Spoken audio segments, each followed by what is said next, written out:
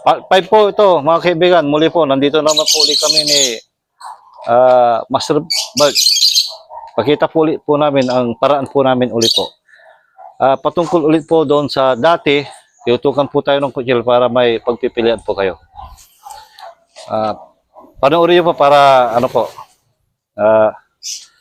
matuto po kayo. Ito po, mga kaibigan, palagi ko pong sinasabi po ito kasi ito po yung pinaka-importante.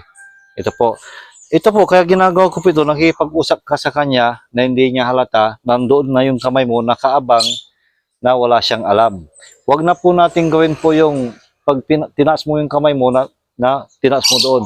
Pag kinuha mo po yan, malayo na po nga ba yan? Malayo na po yan.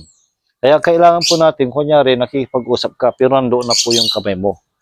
Ngayon, para madali po natin kunin po ito po yung dahilan, ito po yung techniques po yun. Ito po yung sikreto po niyan. Ang paa ulit siya, yan pa yun. Ang ginalaw ko lang pong makikaiba, ito lang siya. Yung kutsilo nandoon na yun. Kunting angat lang, kailangan ligtas ka na. Kasabay po ng kamay, 1. Yan siya. Bone breaking po ito, papakita po namin sa inyo. 1, 1, huy!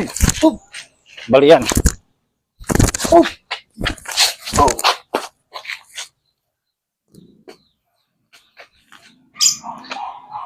Slow po tayo, dahan-dahan po para matanda niyo po. 1, 1, balik po yan. Balik po yan. Pwede yan.